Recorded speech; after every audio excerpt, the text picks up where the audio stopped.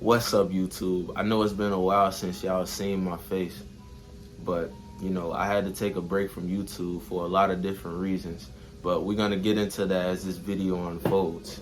As some of you see that's actually subscribed to me and actually has paid attention to my channel, I changed my name from JSO Public to Josiah. I've also deleted a lot of my old videos as well because I wasn't pleased with those videos. And even during the time of me making those videos, I wasn't pleased with the videos that I was making and the type of content that I was making. I really wanted to change a lot of things about my channel, and I wasn't happy about a lot of things with my channel. I also wasn't happy about a lot of things within myself. So I'm also, but we're gonna get into those types of that. But we're gonna get into that discussion as this video unfolds. So I really want to talk to you guys about, just the downward spiral that I went into when I actually stopped doing YouTube.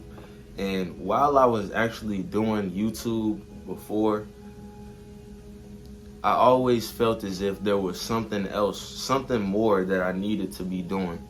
And that the content that I was doing was not actually me. And it never was actually fulfilling me. I did a lot of, worldly content, a lot of videos where it was centered around, trying to talk to women, seductive type of videos, even my thumbnails and stuff, just trying to get people to click and just trying to basically do anything and doing what I'm seeing other people doing. But deep down in my heart, I knew that these types of things never really made me happy. I would often sometimes pray to God and I would ask him what should I do with my YouTube channel? How should I even go about it?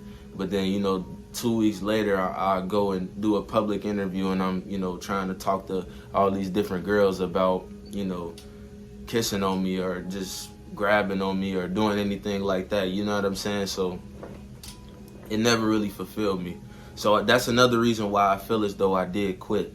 So I did end up quitting YouTube. I kept saying it was a break, but I really quit. I quit on myself with this thing. And once I quit, I found myself basically just like in this hole mentally where I didn't really know what I wanted to do. I ended up pursuing a girl, and I ended up,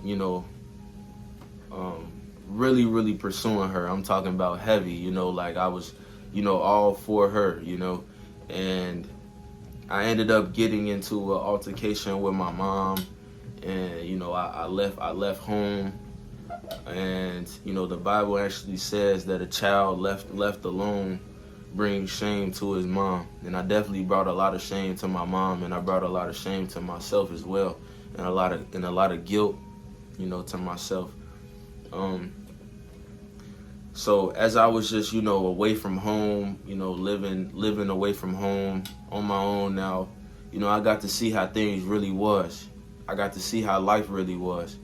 And I was very, very much so defeated in my mind, physically, and, spiritually, definitely spiritually. Everything about me was just depleted. I started to look different, I feel as though I started to look different. My hair and everything started to look different. I began to smoke weed every single day. Like I was smoking like crazy. And I would find myself a lot of times when I would be sober, I would find myself just staring at the wall and just like confused, not knowing what my next move is gonna be, not knowing why I'm this way. I'm not even cool with my mom no more. I can't call my mom to talk to or to pray for me or just anything. I was just on my own at this point. And if some months go by and I'm basically stuck in this cycle, bro. I'm not happy. My job is not really paying me the type of money that I deserve and that I want. But at the same time, I'm very lazy, and I'm not willing to actually work for real. I was working at UPS, and that was I worked for 3 hours a day, 5 days a week. And a lot of times I will call off because I honestly didn't see no point in me even going, bro. I'm going for 3 hours. My checks is $150 a week. it was just crazy. You know, I had a lot of things going on, man. I wasn't, you know. So fast forward, like I said, some months go by, and I just feel as though, you know, God is really starting to talk to my heart.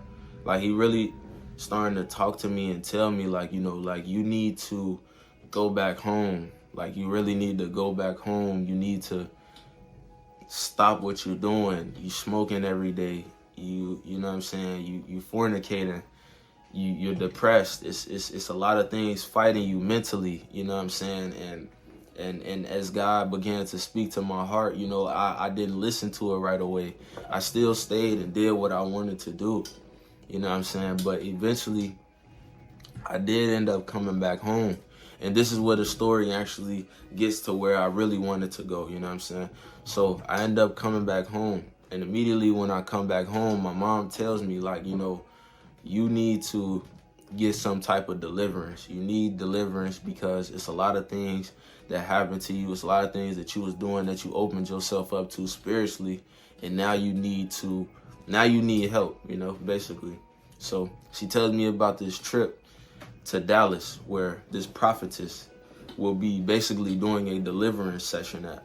And a prophetess is just a woman of God who hears from God, you know, and she has the gift of deliverance as well. So, you know, I jump on the opportunity to go. Honestly, it's just like I honestly didn't know what else to do, and I also didn't know what to expect just doing this. You know, I didn't really expect much either, to be honest, but my mom told me the whole time to have faith that God was going to show up. So I said a little prayer, you know, that God would speak through her and that he would show up and show out in Dallas. You know, I just said one little prayer.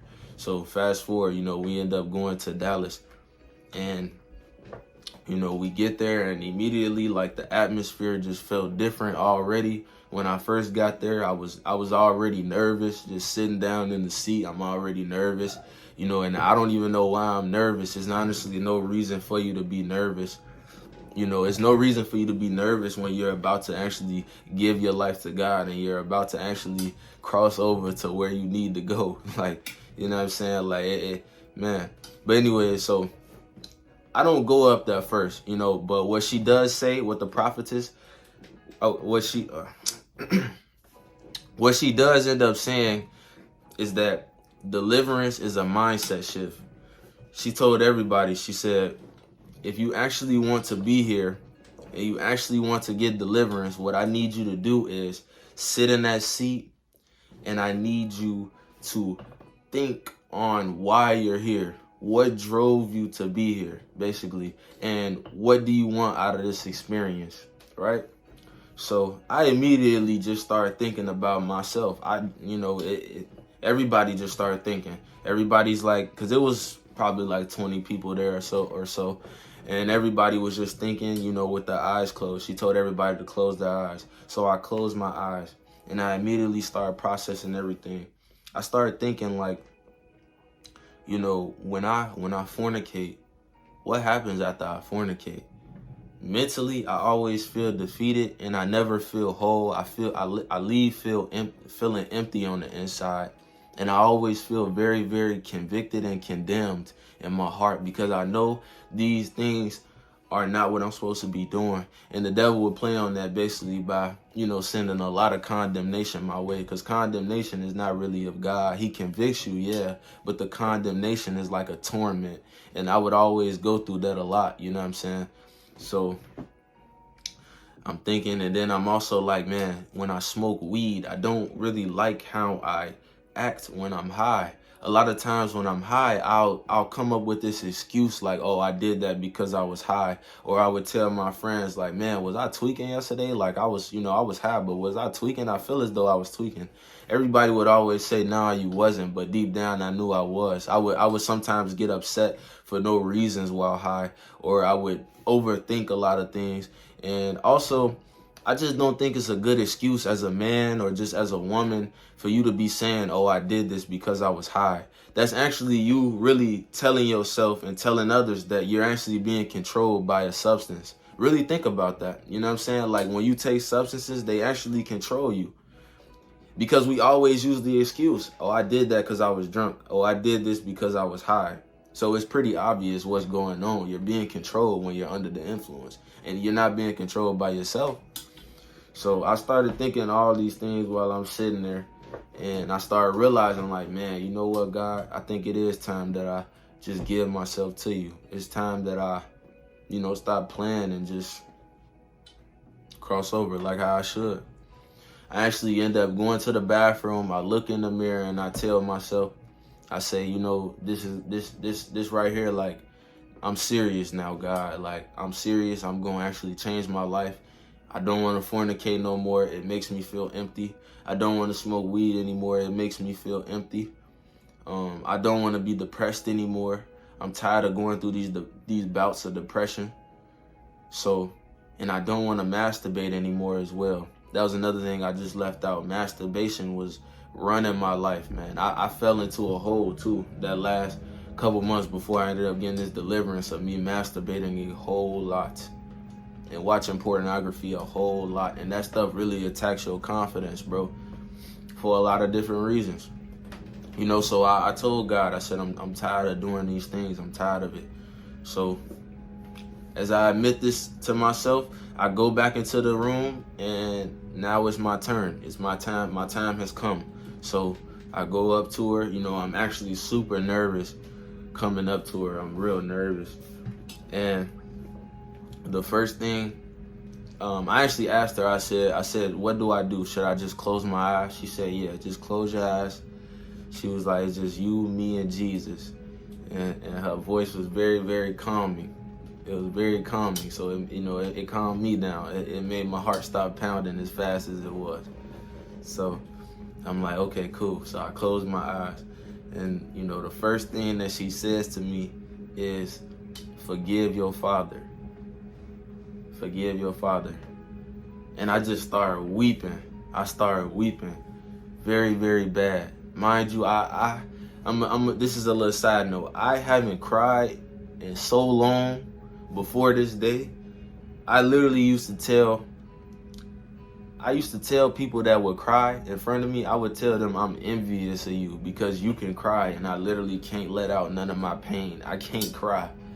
But this day, as soon as she said this, the anointing that was just, man, the presence of God was just there. And I had no choice but to let this pain out. And I didn't even realize it, but I didn't forgive my biological father. He was never in my life. I verbally said it, but I don't think I actually meant it and actually forgave him. So as I'm crying, it's almost as if I can't even say I forgive my dad. Like, I couldn't even say it for a good second. It took me probably like a minute or two. And I finally built it up and I said, I forgive my dad. I said it with a crying voice. She said, forgive your mom. She said, forgive your friends that have talked about you. And this is one thing right here. It's like, this lady doesn't know me. And this is how you know she hears from God. She literally said, forgive your dad. How would she know that my biological dad was not in my life? It was only God that could have told her this. And there's nobody that can tell me different. You know what I'm saying? It's just nobody that can tell me different. She was clearly hearing from God. So as this was going on, she kept going and she started prophesying to me. She was calling spirits out of me. I was coughing them things up. I started feeling it in my stomach, and she's also prophesying to me, which prophecy I feel like should be kept a little secret because it's for me, But one of the most powerful things that she said to me, and this is what really got me, to really honestly change my life as hard as I have. I've really been working every single day since that day, which was March 6th, 2022. I've been working every single day to try to get as close as I can to God. And it was really mainly because of these words. It was a lot of good things I received, but these words right here really got me, man. She said, the father was basically telling her, like, this is my son. She was saying it. She said, this is my son. This is my son. This is my son. She said it like 5 times. And man, that thing had hit me, bro, so hard because just the day before this day, I was literally smoking weed, bro. Like, I literally had smoked weed the day before this day. A few days before that day, I had just masturbated. But he said, this is my son in whom he is pleased with. Like, he said he was pleased with me. And you know what I'm saying? And I always looked at myself like I was just this dirty thing, and like I couldn't come to God because I'm sinning or I'm smoking weed. But the way God looks at us is completely different than how you look at yourself. He really see the heart. We look at the outward appearance. You know what I'm saying? So when she was saying that, you know, I just began to cry even more. And it really hit me. It touched my heart. It touched my heart for real. And so after that, you know, I sat down and I was still crying, and I was playing that back in my head, how he said, this is my son. This is my son. This is my son. Like, I was just so amazed at how many times she said it to me, and how God really wanted me to know that I was his, because I never had no father in my life, and he knew that. So he took that burden up. He took that wound out of me, because he's my father, and I love him too. So yeah, man, so you know, after that, everything's just been different, and I really, really appreciate that lady for what she did for me. Because she took, you know, God, well, I'm not going to say she. God took me out of the depression. He took me out of the masturbating, the pornography, the fornicating. All those desires, they're gone now. They're gone. I don't have that desire no more, and I never will. And anytime I get a thought of any type of lust, I cast that thing down. Because I'm not finna play with my father. Just like he ain't playing with me. You know what I'm saying? But yeah, if you enjoyed this video and this testimony, I ask you to leave a like, man. Drop a comment down below if you got anything you want to comment on. And subscribe if you clean in between your toes.